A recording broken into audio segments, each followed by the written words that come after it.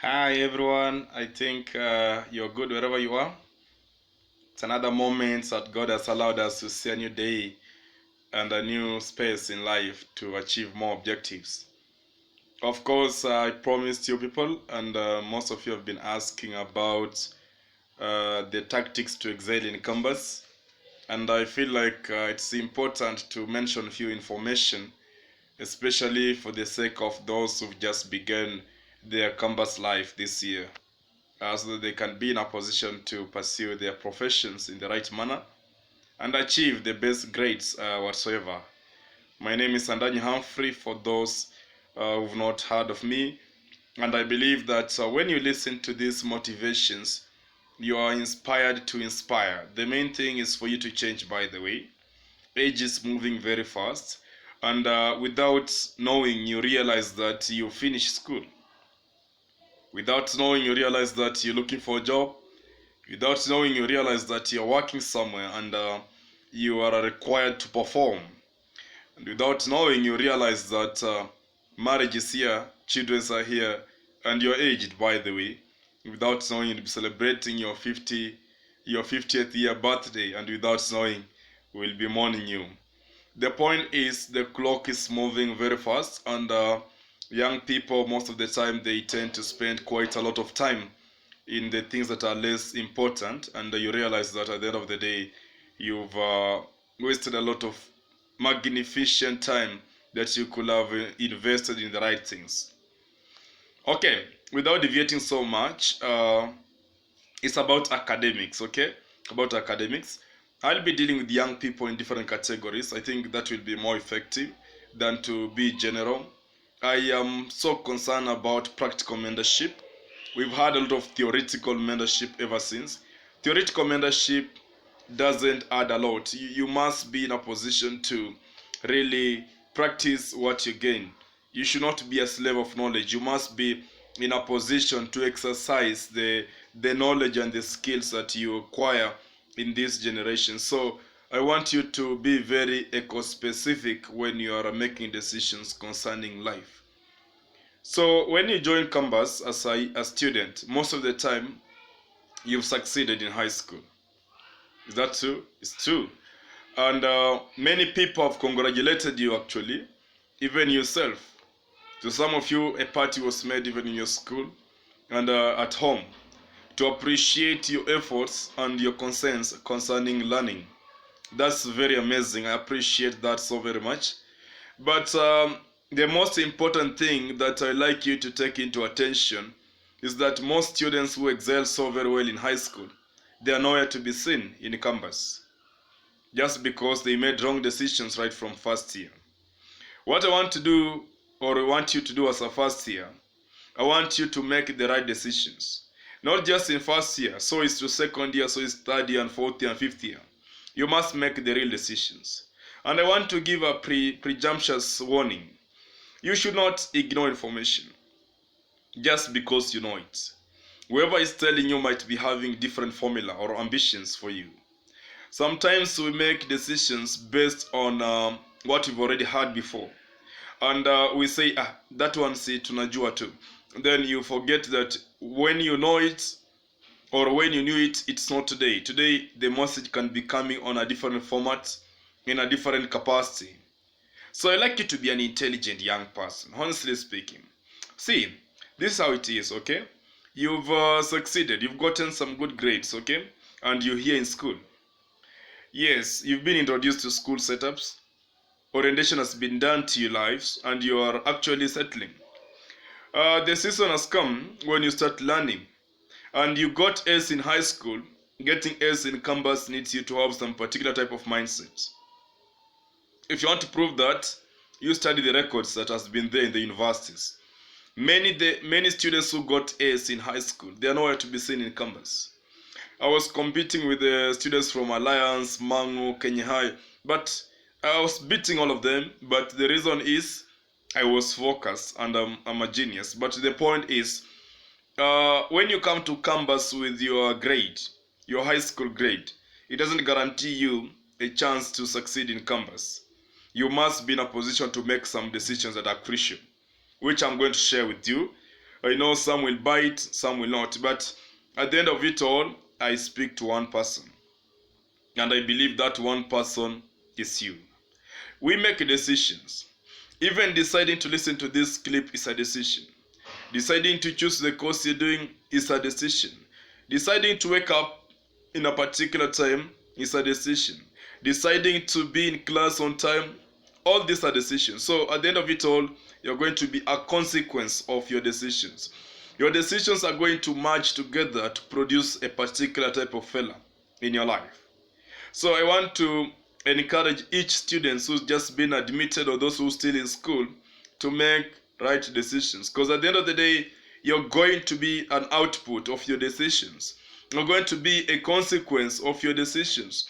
Your decisions are going to convert you to somebody better or someone worse. Your decisions are going to make you successful or make you a failure. Your friends might not be there when you're enjoying the fruits of failing or the fruits of success. Trust you me, you are the chief custodian of your life. You're the main stakeholder in your success. You're the main stakeholder in your failure. Success and failure are cooked in the same pot, but we do self-service. You must be tough and make decisions the right way. Nobody will make it for you. We will inform you what to do. We will not decide for you. You make the decisions yourself. Some of you will be forced by the circumstances to make wrong decisions. Some of you, situations will force you to make wrong decisions. But the most important thing, you must make the right decisions. You must make the right decisions as a young person. Nonetheless, you'll join the scale of those who are perishing. You join the scale of those who are suffering.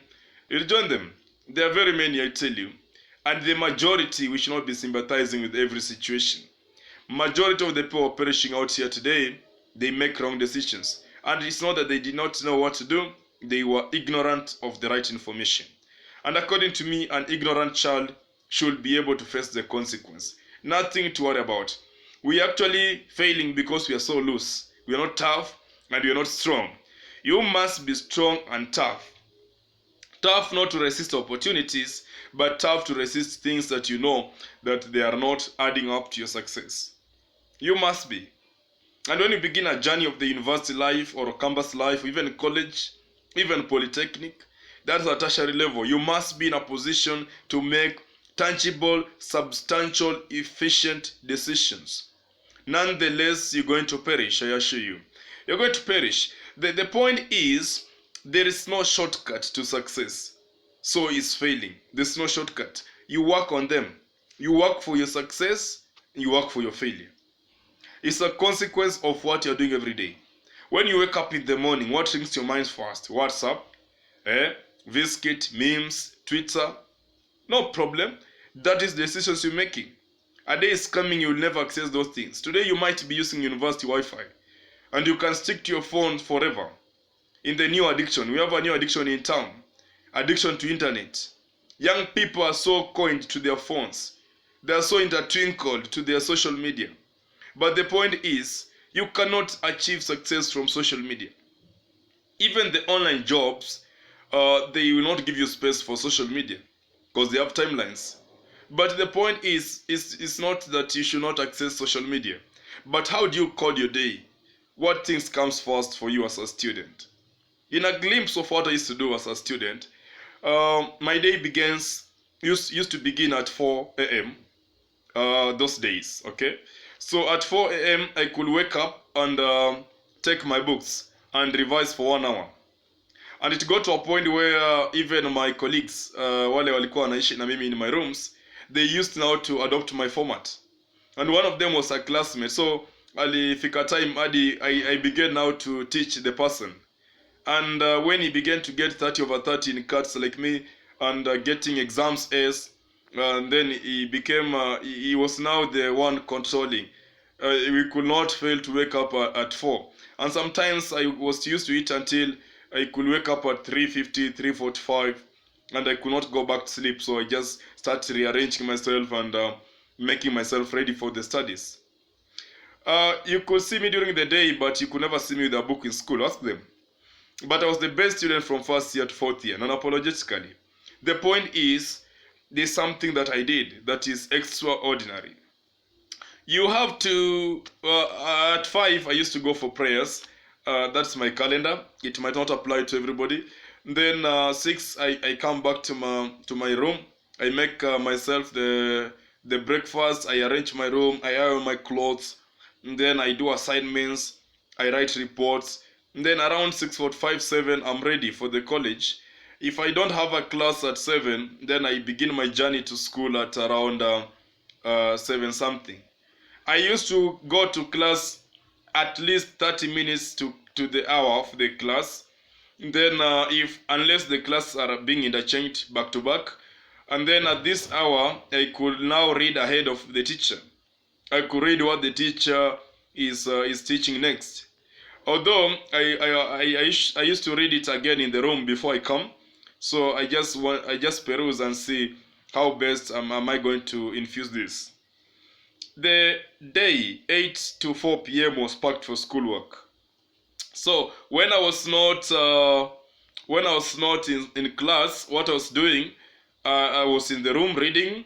Of course, I can't lie to you. I never used the library so much, but because I had converted my house to look like a library, and not necessarily by books on the shelves, but it was the excellent study environment. It was very neat and all that.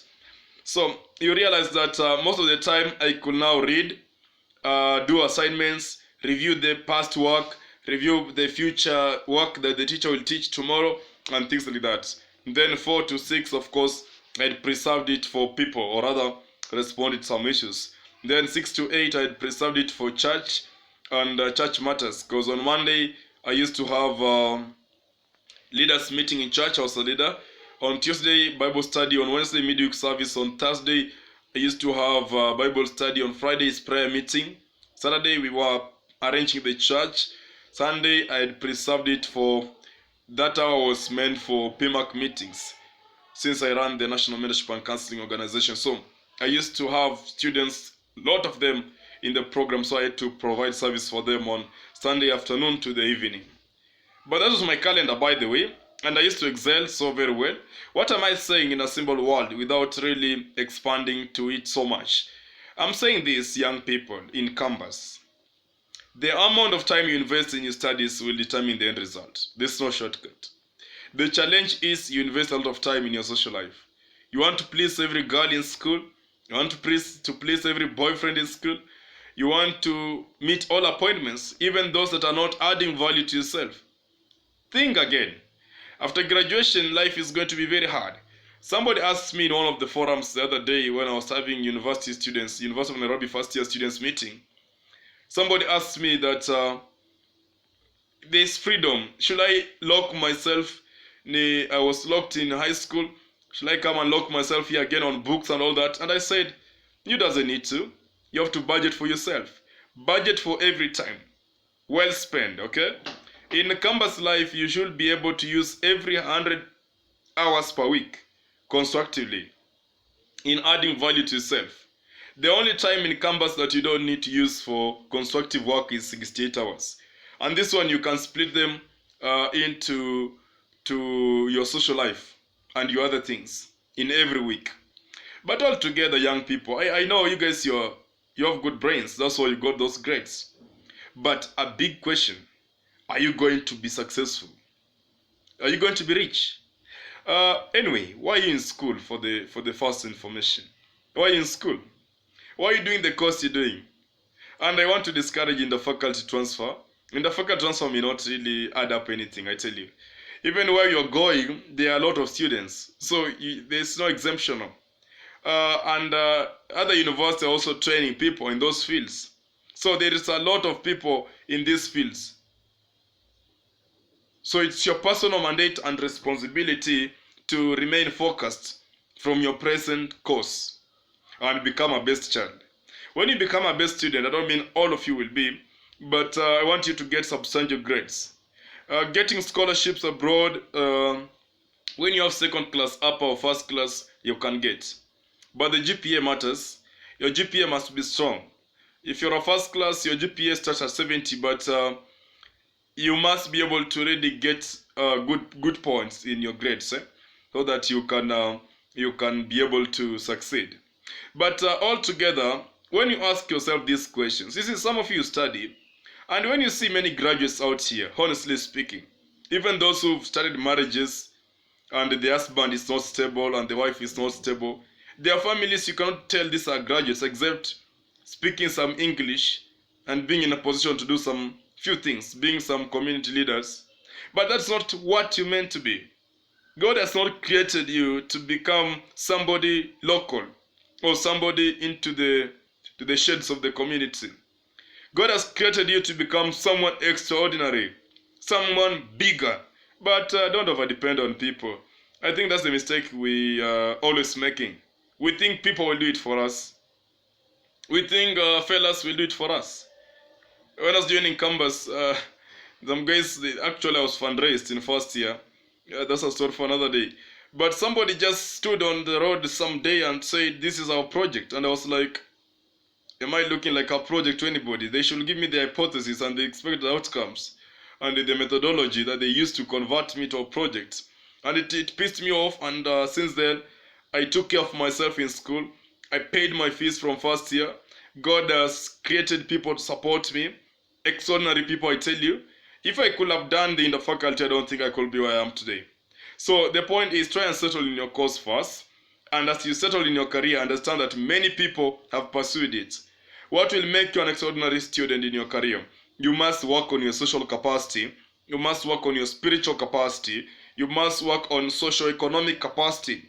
You must work on your international networks. Because without that, you're just going to be like any other graduate we have ever seen. There's nothing to really to us. You're just a human being. Regardless of the backgrounds of your parents, they are rich or poor or middle class. The point is, it has nothing to do with your future. You have to work for yourself. You have to work for your future. You have to be in a position to settle with a lot of stability. Socialize, yes, but socialize with some integrity.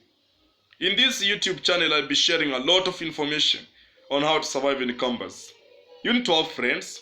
You must have friends.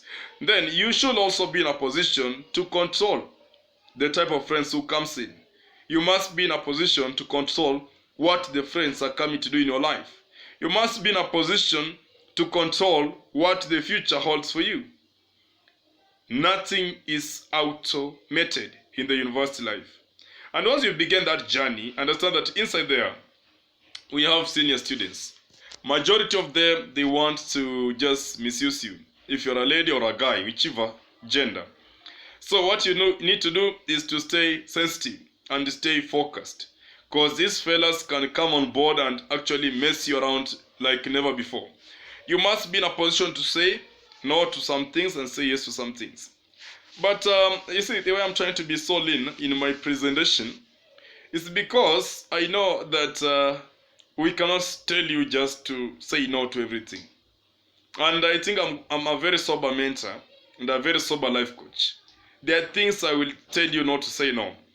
There's a student from one of the institutions of higher learning yesterday was asking me about joining a particular program. And I said, that one you have to join. Though it is not okay for a first year to join that program, but I want you to join, but I want you to do the following, A, B, C. And I highlighted the things that the person was to do. Why? Because the person is ambitious on that, and the person has the capacity. So it doesn't really mean that we should say no to everything that comes our way. Even the dangerous things, we need to be in a position to say yes to some of them. Because some of these challenges, they carry keys to your great future. You may avoid men as a lady, you think you are safe, but you are avoiding the potential employers. One day you'll see them as your bosses. You might avoid ladies as young men, but one day you'll see them as your employers.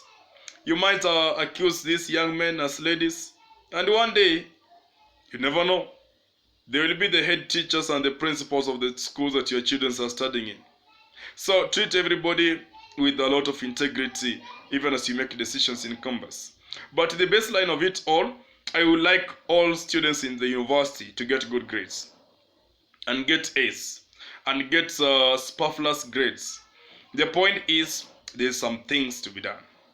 And without clogging it into this clip, I will break it down one by one.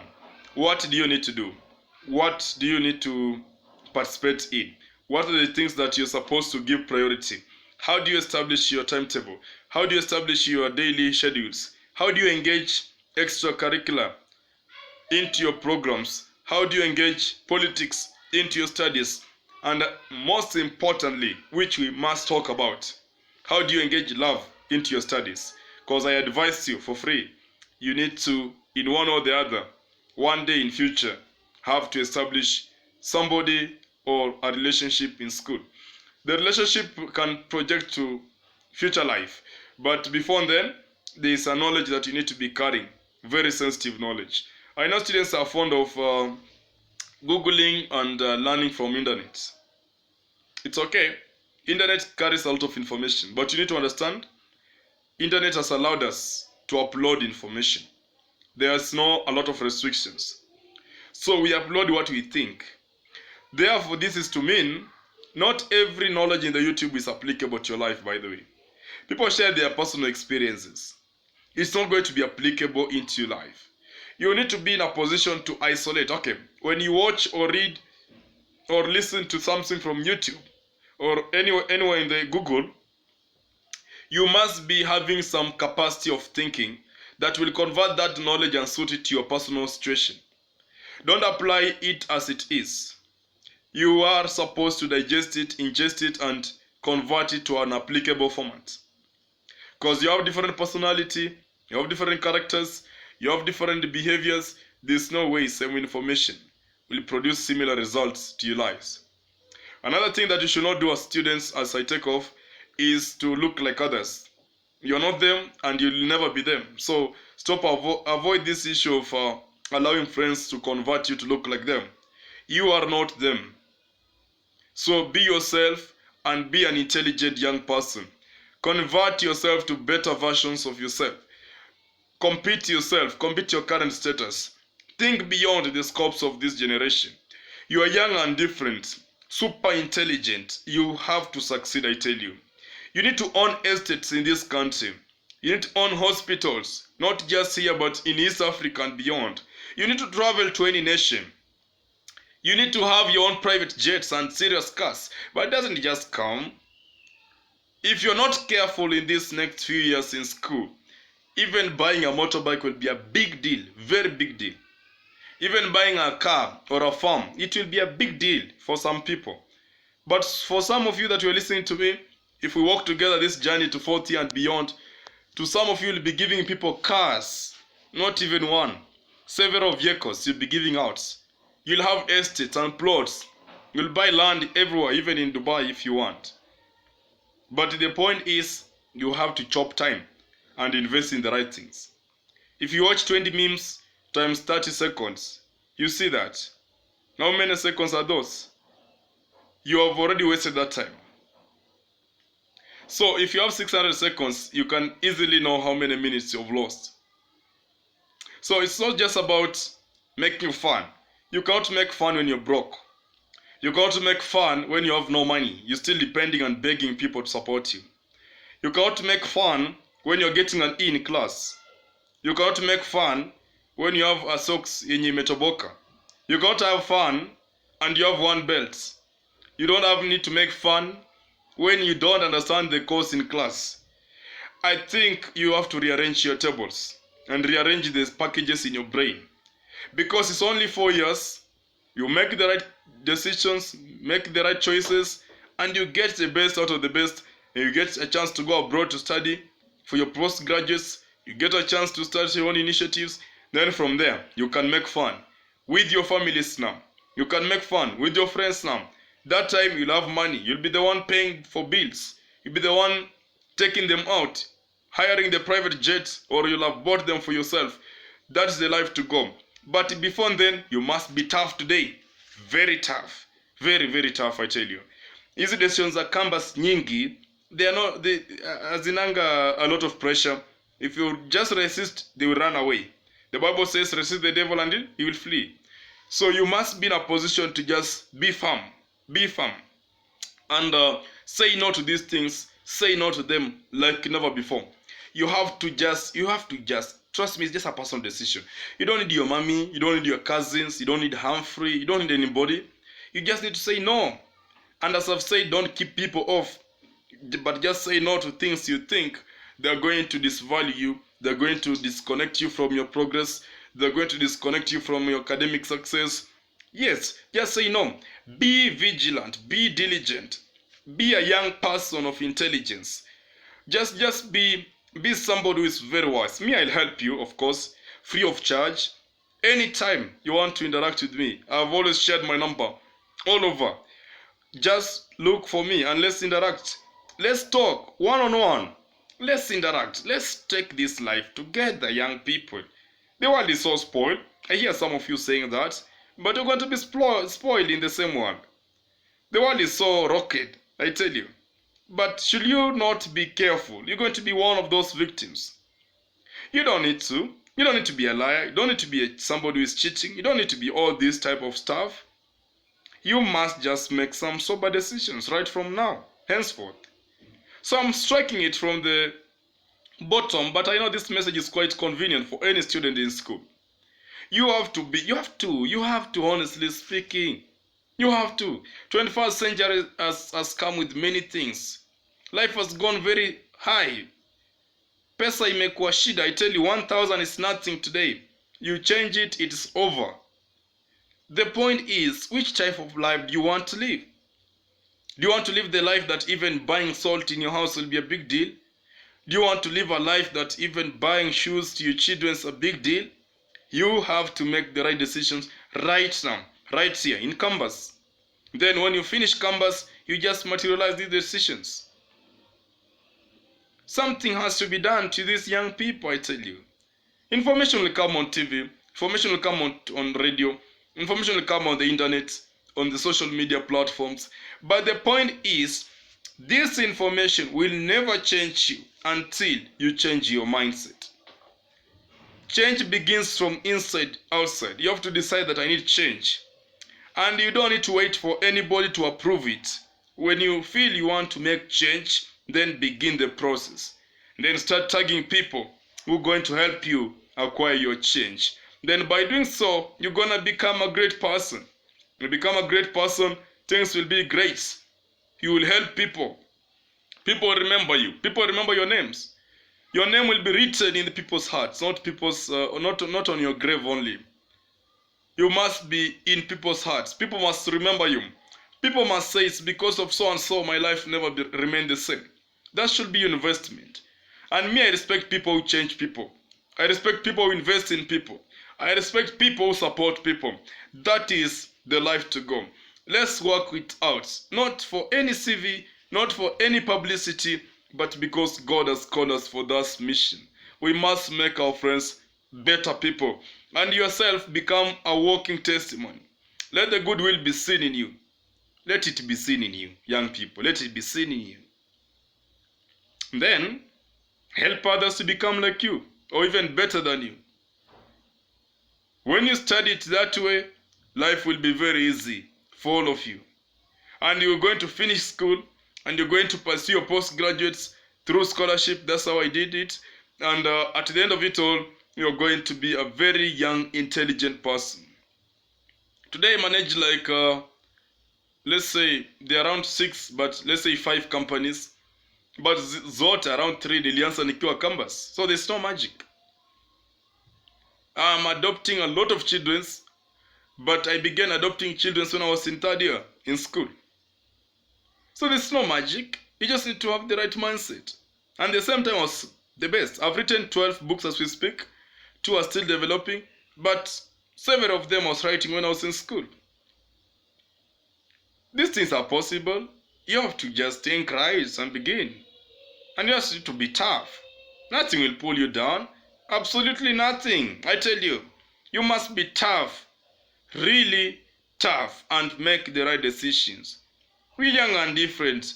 And we know what we want exactly in this life. You must be thinking like that. I know exactly what I want. How I want it. When I want it.